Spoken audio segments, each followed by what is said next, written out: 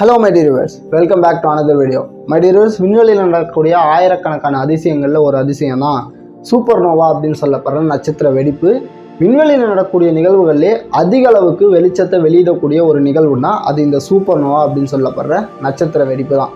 இதோட வெளிச்சத்தின் தாக்கம் எந்த அளவுக்கு இருக்கும் அப்படின்னு சொல்லிட்டு பார்த்தோம்னா, நம்மளோட சூரியன் தன்னோட வாழ்நாள் முழுக்க வெளியிடக்கூடிய வெளிச்சத்தின் அளவை விட 140 மடங்கு அதிக அளவுக்கான வெளிச்சத்தை சூப்பர்னோவான்னு சொல்லப்படுற நட்சத்திர வெடிப்பு சிங்கிள் டைமில் வெளியிடும் அப்படின்னு சொல்கிறாங்க.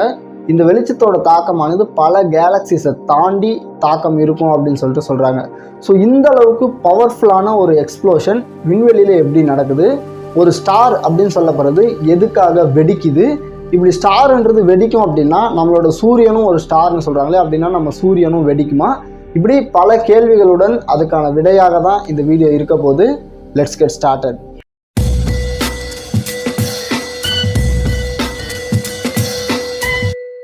சூப்பர்னோவான்னா என்னன்னு சொல்லிட்டு நம்ம பார்த்தோம்னா, நம்ம எல்லாருக்குமே தெரியும் நட்சத்திரங்கள் உருவாகும் இடம் நெபுலா அப்படின்னு சொல்லிட்டு நம்ம பள்ளி பாட புத்தகத்திலே நம்ம படிச்சிருப்போம். அந்த மாதிரி நெபுலாவிலிருந்து உருவாகிற ஒவ்வொரு நட்சத்திரமும் வளர்ந்து வயசாகி வெடித்து செதற ஒரு நிகழ்வு தான் நம்ம சூப்பர்னோவா அப்படின்னு சொல்லுவோம். இந்த சூப்பர்னோவா டைப் 1 டைப் 2 அப்படின்னு சொல்லிட்டு 2 வகையாக பிரிக்கப்பட்டிருக்கு. டைப் 1 சூப்பர்னோவாவை ஒயிட் ட்வார்ஃப் அப்படின்னும், டைப் 2 சூப்பர்னோவாவை கோர் கொலாப்ஸ் இல்லாட்டி தெர்மோநியூக்ளியர் ரன்அவே அப்படின்னு சொல்லிட்டு சொல்லுவாங்க. ஒவ்வொரு ஸ்டாரோட மாஸுக்கு ஏற்ப அதோட வெயிட்டுக்கு ஏற்ற மாதிரி இது டைப் 1 சூப்பர்னோவாவாக மாறுமா இல்லாட்டி டைப் 2 சூப்பர்னோவாவாக மாறுமா அப்படின்னு சொல்லிட்டு பிரிப்பாங்க. ஃபார் எக்ஸாம்பிள், ஒரு ஸ்டார்ன்றது நம்ம சூரியனோட 8 மடங்குக்கு குறைவான மாஸில் இருக்குது அப்படின்னா அது சூப்பர்னோவாவாக மாறாமல் அது ஒயிட் ட்வார்ஃபாக மாறும் அப்படின்னு சொல்லிட்டு சொல்கிறாங்க. இதே நம்ம சன்னோட ஒரு ஸ்டாரானது 8 மடங்குக்கு மேலே 15 மடங்கு வரைக்கும் வெயிட்டில் இருக்குது அப்படின்னா அந்த ஸ்டாரானது ஒரு சூப்பர்னோவாவை வெடிக்கும் அப்படின்னு சொல்லிட்டு சொல்கிறாங்க. இதே ஒரு ஸ்டாரானது நம்ம சன்னோட 20லிருந்து 30 மடங்கு பெருசாக இருக்குது அப்படின்னா அது ஒயிட் ட்வார்ஃபாகவும் மாறாது, சூப்பர்னோவா மாதிரியும் வெடிக்காது, அதுக்கு பதிலாக அது பிளாக் ஹோலாக மாறிடும் அப்படின்னு சொல்லிட்டு சொல்கிறாங்க. ஓகே மை டியர் வியூவர்ஸ், இப்போ சூப்பர்னோவான்னா என்னன்னு நம்ம பார்த்தாச்சு. இந்த சூப்பர்னோவா எத்தனை வகையாக இருக்குது அப்படின்னு சொல்லிட்டு நம்ம பார்த்துட்டோம். இப்போ இந்த சூப்பர்னோவா நடக்கிறதுக்கான காரணம் என்ன அப்படின்னு சொல்லிட்டு நம்ம பார்த்தோம்னா, டைப் 1 டைப் 2 சூப்பர்னோவா நடக்கிறதுக்கு ஒவ்வொன்றுத்துக்கும் வெவ்வேறு காரணங்கள் இருக்குது அப்படின்னு சொல்லிட்டு சொல்கிறாங்க. இதில் இந்த டைப் 2 சூப்பர்னோவா நடக்கிறதுக்கான காரணம்ன்றது ரொம்பவே இன்ட்ரெஸ்டிங்கான ஒரு சினாரியோவாக இருக்கும். ஸோ அதை நம்ம ஃபஸ்ட்டு பார்த்துடுவோம். மை டியர் வியூவர்ஸ், இந்த படத்தில் தெரிகிற பெரிய சர்க்கிளை நீங்கள் ஒரு ஸ்டாராக கன்சிடர் பண்ணிக்கிட்டிங்கன்னா, அதுக்குள்ளே இருக்கிற இந்த சின்ன சர்க்கிள் தான் அந்த ஸ்டாரோட மையப்பகுதி. ஒவ்வொரு ஸ்டாருக்கும் மேற்பரப்புன்னு ஒன்று இருக்கும், அதோட மையம் கோர் அப்படின்னு சொல்லிட்டு ஒன்று இருக்கும்.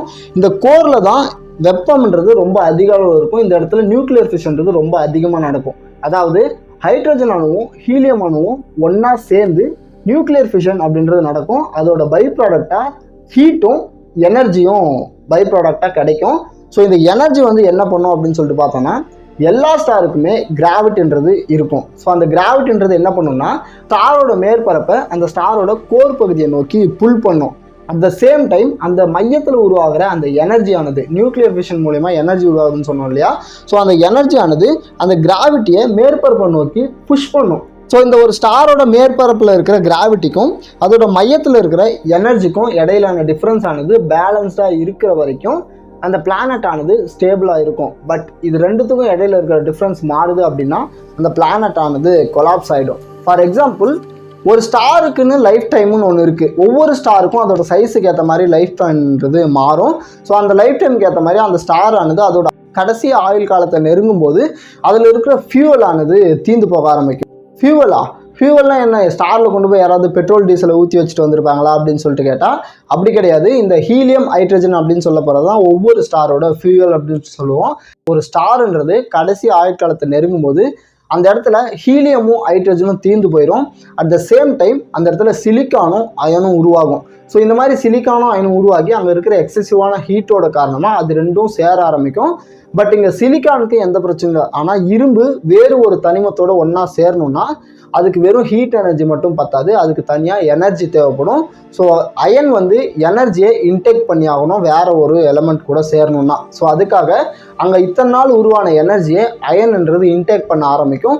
ஸோ இப்படியே காலப்போக்கில் அங்கே இருக்கிற அயனானது அங்கே இருக்கிற மொத்த எனர்ஜியும் இன்டேக் பண்ண ஸ்டார்ட் பண்ணிடும். ஹீலியமும் ஹைட்ரஜனும் இல்லாமல் போன காரணத்தினால புதுசாக எனர்ஜியும் உருவாகாது.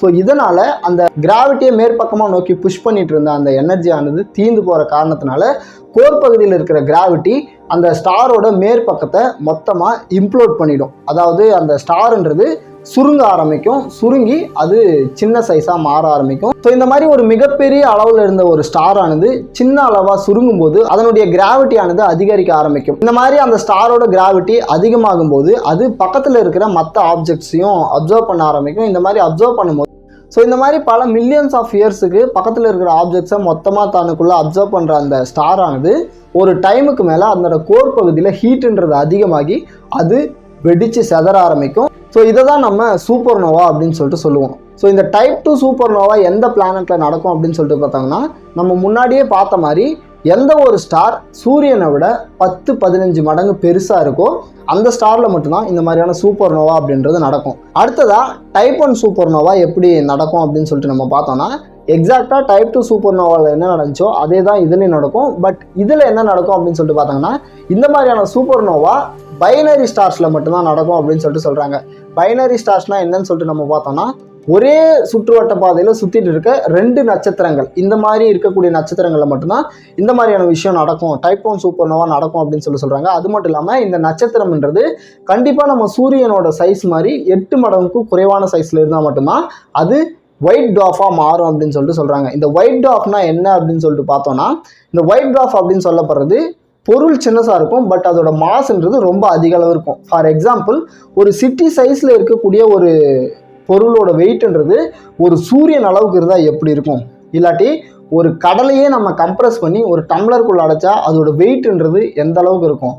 அஃப்கோர்ஸ் அது சைஸு சின்னது தான், பட் அதோட மாஸ் அது வந்து கம்ப்ரஸ் தான் ஆகிருக்கு, அது ரிடியூஸ் ஆகலை, கம்ப்ரஸ் ஆகிருக்கு. ஸோ அதனால் அது வெயிட்ன்றது குறையாது, பட் அதோட சைஸுன்றது குறையும். ஸோ இந்த மாதிரி சைஸு சின்னதாக இருக்கக்கூடிய ஒரு பொருளோட மாஸ் ஆனது அதிக அளவுக்கு இருந்துச்சுன்னா அதை தான் ஒயிட் டுவார்ஃப் அப்படின்னு சொல்லிட்டு சொல்லுவோம். ஸோ இந்த ஒயிட் டுவார்ஃப்ன்றது என்ன பண்ணும் அப்படின்னு சொல்லிட்டு பார்த்தோம்னா, இது பைனரி ஸ்டார்ஸ்குள்ளே மட்டும்தான் நடக்கும் அப்படின்னு சொல்லிட்டு பார்த்தோம் இல்லையா.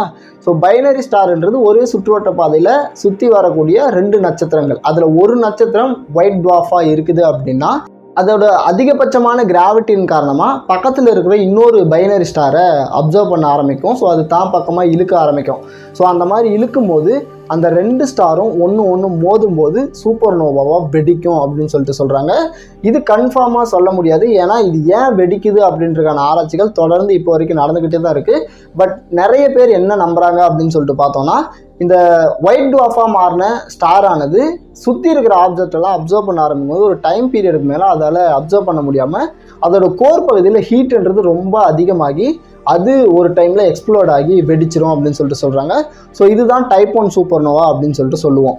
அடுத்ததாக சூப்பர் நோவாவுக்கு அப்புறம் என்ன நடக்கும் அப்படின்னு சொல்லிட்டு பார்த்தோன்னா, சூப்பர் நோவா அப்படின்னு சொல்லப்படுற நிகழ்வு நடந்த பின்னாடி அந்த சூப்பர் நோவாவோட மையத்தில் ஒரே ஒரு சின்னதான பிளாக் ஹோல் இருக்கும் அப்படின்னு சொல்கிறாங்க. இந்த மாதிரி பிளாக் ஹோல் உருவாகணும்னா அதுக்கு அந்த வெடித்த ஸ்டாரானது நம்ம சூரியனோட 20-30 மடங்கு பெருசான சைஸில் இருந்தால் இந்த மாதிரியான நிகழ்வு நடக்கும் அப்படின்னு சொல்கிறாங்க.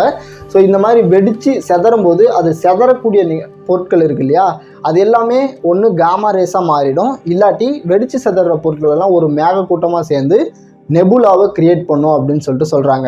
மைடியர்ஸ், எவ்வளோ ஆச்சரியமான விஷயம் பார்த்தீங்களா. ஒரு நெபுலாவில் இருந்து தான் நட்சத்திரமே உருவாகுது அப்படின்னு சொல்லிட்டு நம்ம பார்த்தோம்.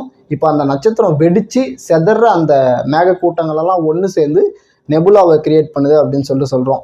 நெபுலாவிலேருந்து நட்சத்திரம் ஃபஸ்ட்டு வந்துச்சா இல்லை நட்சத்திரத்துலேருந்து நெபுலா ஃபஸ்ட்டு வந்துச்சா அப்படின்றத உங்களுக்கு தெரிஞ்சால் நீங்கள் கமெண்ட்டில் சொல்லுங்கள். ஸோ அவ்வளோதான் மை டியர் வியூவர்ஸ், இந்த வீடியோவில் சூப்பர் நோவானா என்ன, அது ஏன் நடக்குது, அது எத்தனை வகையாக இருக்குது அப்படின்னு சொல்லிட்டு எனக்கு புரிஞ்ச வகையில் உங்களுக்கும் புரிகிற மாதிரி நான் எக்ஸ்பிளைன் பண்ணியிருக்கேன் அப்படின்னு சொல்லிட்டு நம்புகிறேன். இந்த வீடியோ உங்களுக்கு புரிஞ்சிருக்கு அப்படின்னா கமெண்ட்டில் சொல்லுங்கள். சூப்பர் நோவா பற்றின சூப்பர் ஃபேக்ட்ஸ் வேணும் அப்படின்னா அதையும் கமெண்ட்டில் சொல்லுங்கள். அடுத்த வீடியோவாக சூப்பர் நோவாவிலேருந்து என்னென்ன விஷயங்கள்லாம் நடக்கும் அப்படின்னு சொல்லிட்டு இன்ட்ரெஸ்டிங்கான ஃபேக்ட்ஸ் எல்லாம் நிறைய இருக்குது. முடிஞ்சால் நான் அந்த வீடியோவை நான் போட ட்ரை பண்ணுறேன். வேணும்னா கமெண்ட்டில் சொல்லுங்கள். மறுபடியும் இதே மாதிரி ஒரு இன்ட்ரெஸ்டிங்கான வீடியோவை மீட் பண்ணுவோம். Tata, bye by.